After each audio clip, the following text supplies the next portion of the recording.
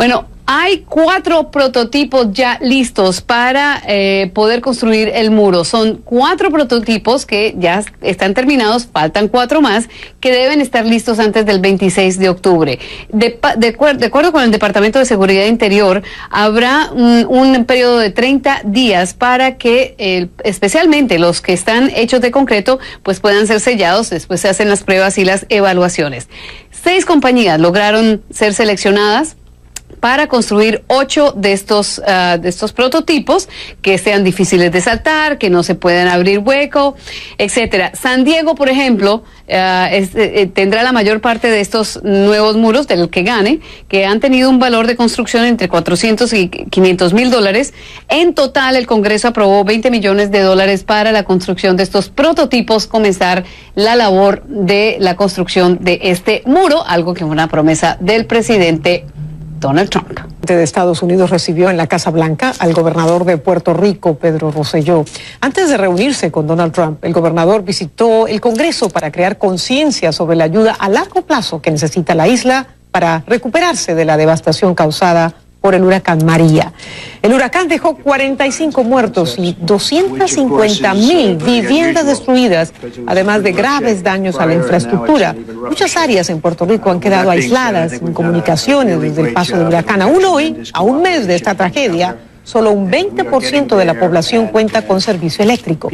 Desde entonces, las críticas se han enfocado en la lenta respuesta del gobierno para atender las necesidades básicas de los damnificados.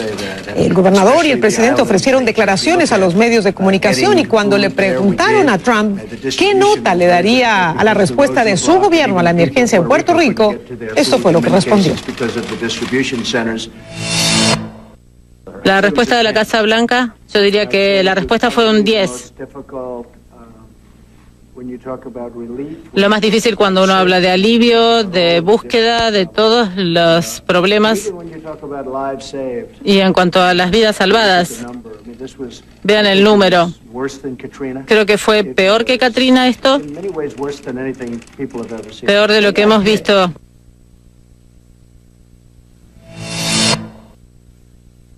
Prioritaria aquí, el presidente a todos los pedidos que le hemos hecho ha contestado.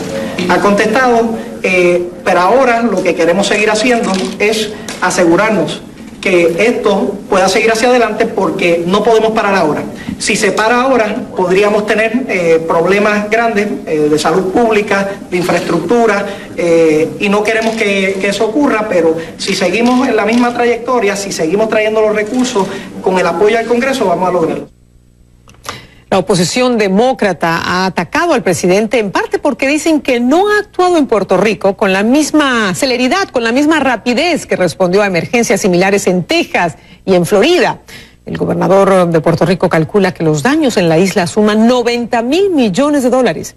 En el Congreso de Estados Unidos se tramita un proyecto de ley para otorgar más de 36,000 millones de dólares a las comunidades golpeadas por los huracanes y los incendios en Estados Unidos, comunidades en las que está incluida Puerto Rico. El secretario general de la Casa Blanca, John Kelly, salió a una conferencia de prensa diaria a aclarar mucha de la controversia que se ha generado en los últimos días alrededor de la conversación que tuvo el presidente con la viuda de uno de los miembros de las Fuerzas Especiales que murió en una emboscada en Níger, en África, el pasado 4 de octubre. Bueno, Kelly contó la historia de la muerte de su hijo, algo que nunca hace. Su hijo murió en combate hace 7 años en Afganistán. El presidente Trump dijo en una entrevista de radio esta semana que el expresidente Obama pues no llamó al entonces general Kelly cuando murió a su hijo, por lo menos eso dio a entender, y en un intento por indicar cómo él, como presidente, sí llamaba a las familias de los soldados caídos, contrario a otros presidentes como Obama. Bueno, Kelly en esta conferencia de prensa dijo que, entre otras, él mismo le asesoró al presidente cuando habló con las familias de los 4 soldados el martes para que usara las palabras que él mismo escuchó cuando murió su hijo. También criticó a la congresista, dice haber escuchado la conversación, la congresista Wilson, que reveló que Trump le dijo a la viuda del sargento que no sabían que se había metido, que él sabía que se había metido ya, y lo que la congresista calificó de insensible. Es muy difícil para muchos describir lo que ocurrió en la sala de conferencias de la Casa Blanca con una persona que hoy es la mano derecha del presidente Donald Trump, pero que este tema fue un asunto muy personal. En otros temas, los republicanos del Senado tienen ya los votos para aprobar un presupuesto para el año fiscal 2018. Pese a la maratónica jornada en el Senado con enmiendas demócratas, pues los republicanos ya tienen su presupuesto prácticamente en el bolsillo. Más aún, que es lo más importante, tienen un vehículo para poder aprobar la reforma al Código de Impuestos con la mayoría simple, 51 votos. Es decir, no necesitarán el respaldo demócrata por ahora para avanzar legislativamente. No va a ser fácil, pero por lo menos pueden ya básicamente comenzar un proceso que les fue esquivo con el reemplazo de la ley de salud conocida como Obamacare. Y con eso también el Senado espera aprobar un paquete de asistencia para Puerto Rico después de lo del presupuesto. También habrá asistencia para la Florida, Texas, California y otros lugares que han sido afectados por los últimos desastres naturales. Bueno, el presidente Barack Obama salió por primera vez en campaña para impulsar la candidatura a la gobernación de dos demócratas. Philip Murphy para Nueva Jersey, ustedes están viendo al presidente también ahí, entrando en campaña en Nueva Jersey, es para buscar la gobernatura de parte de los demócratas. En Virginia también Ralph Northam está buscando la gobernatura de ese estado. Nueva Jersey, un estado con tendencia demócrata, la esperanza obviamente es recuperar esa gobernatura que la ha tenido el Partido Republicano con Chris Christie. En Virginia, los demócratas quieren mantener esa gobernatura también, donde han mantenido realmente hegemonía, eso sí, con excepción de un periodo en donde el republicano Bob McDonnell entre 2010 y 2014 estuvo al frente del gobierno. Obama sigue siendo muy popular, una figura muy popular, y posiblemente los demócratas esperan tener esa oportunidad. Mientras tanto, en Nueva York, el expresidente George Bush dio un discurso en el Instituto George W. Bush. Eso sí, sin mencionar el nombre del actual presidente, su discurso fue una clara crítica a Trump. El republicano condenó el nacionalismo que se ha distorsionado, dice, ridiculizó también el discurso que se ha degradado en una crueldad informal. La dignidad de nuestra nación, a diferencia de otras, no se define por geografía o etnicidad, sangre o suelo, lo que significa que las personas de todas las razas, religiones o etnias pueden ser estadounidenses en condiciones de igualdad, lo que significa que la intolerancia o las ideas de supremacía blanca son una blasfemia contra el credo de Estados Unidos. En un fallo este miércoles, una jueza federal aquí en Washington le ordenó al Departamento de Salud que le permita a una joven indocumentada que está bajo custodia en un centro de detención en Texas que se practique un aborto lo más pronto posible. La orden le prohíbe al gobierno que interfiera en el acceso que debe tener esta joven o que de hecho tome represalias por practicarse el aborto. Pero este jueves la Corte de Apelaciones ordenó detener el fallo de esta jueza para poder considerar una moción presentada por parte del gobierno. Pues vamos a analizar este caso y para eso nos acompaña aquí mismo en Washington también el abogado Joseph Maloof, abogado constitucionalista y también pues amigo de la casa. Bienvenido, abogado. Hablemos un poco sobre este tema porque el gobierno dice que una menor indocumentada que esté detenida no debe practicarse o no tiene derecho pues a practicarse un aborto mientras esté bajo custodia, es decir, que el gobierno no tiene por qué proveer el transporte y etcétera para que ella se practique este aborto. ¿Cómo interpreta usted este caso? Es muy complicado en el sentido de que el gobierno tiene la obligación de proteger a las personas que tiene detenidas, incluyendo menores de edad, pero al mismo tiempo, aunque no todos los derechos constitucionales son disfrutados por las personas que están indocumentadas, la mayoría lo son.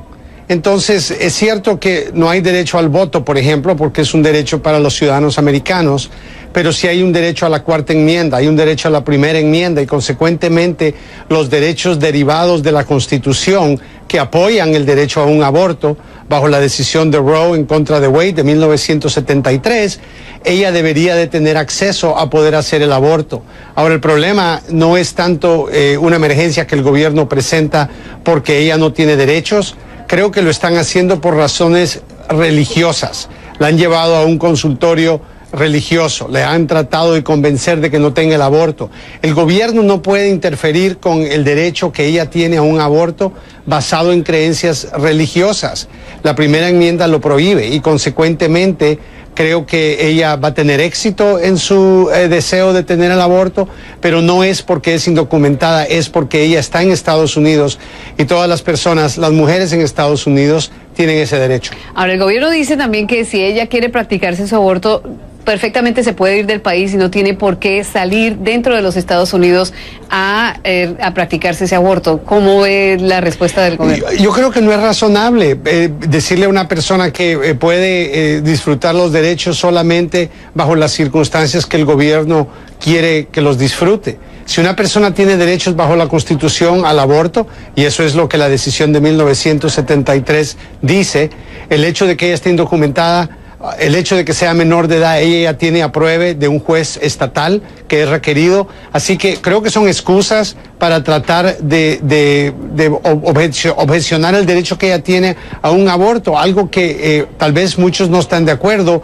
pero en términos de derechos queremos asegurarnos que todas las personas que están en Estados Unidos, indocumentadas o no, que sus derechos se respeten. Pues la jueza en Washington, cuando emitió la orden el miércoles, dijo, abogado, que le hizo la pregunta a al gobierno que ¿cuál es la diferencia entre practicarse un aborto o sacarse las amígdalas, por ejemplo? Esa fue la pregunta que hizo, porque al final de lo que se trata en el fondo es de practicarse o de ir a tener una asistencia médica de algún tipo, ¿no? Absolutamente. En términos ya fuera de la parte emocional, en términos legales, es un procedimiento médico. Ella tiene derecho a tomar decisiones. Ella puede, por ejemplo, rehusarse a que le quiten las amígdalas. Ella puede pedir que le quiten las amígdalas. Entonces, definitivamente yo creo que es un procedimiento médico y ella lo va a pagar. Ella tiene los recursos para hacerlo y lo único que está pidiendo es que le den la libertad condicional, que la lleven a la clínica, la lleven de regreso. Y el problema es el tiempo. Bajo la ley de Texas, ella no puede pasar más de 20 semanas embarazada y aparentemente ya lleva 15. Así que el tiempo está en contra de ella. ¿Cuál es el proceso de aquí en adelante? Porque precisamente usted se habla del tiempo, pero hay una apelación ya en curso, ¿no? Ya comenzó el proceso de apelación. Sí, la Corte de Apelaciones del Circuito de Washington, que 3 jueces en el panel van a estudiar esta decisión para el viernes, para mañana, van a tener que decidir si esto es una emergencia o no. No van a poder decidir el caso basado en el mérito del argumento que el gobierno y también la muchacha están presentando. Lo van a hacer basado en simplemente determinar si hay emergencia o no hay una emergencia. Tal vez encuentren que hay una emergencia basado en el hecho que ella está embarazada y que una decisión errónea obviamente le costaría perder el embarazo. Pero el gobierno no debería de estar preocupado como gobierno en esas cosas, así que si los jueces, que son 2 mujeres y un hombre, los que van a escuchar la decisión, los que van a tomar la decisión el viernes, podrían decidir que esto no es una emergencia y que el aborto podía proceder. Si eso ocurre, solamente la Corte Suprema pudiese bloquearlo. Y esa era mi próxima pregunta. Entonces sí puede llegar a la Corte Suprema de Justicia. Absolutamente, y podría llegar en términos súbitos, rápidos, porque esto es algo que con el tiempo obviamente cambia las circunstancias. Pues como siempre, abogado, es un placer y qué bueno poder entender este caso también muy interesante que ha venido generándose en estos días. Joseph Maluf, como siempre, gracias por acompañarnos en directo y hasta la próxima.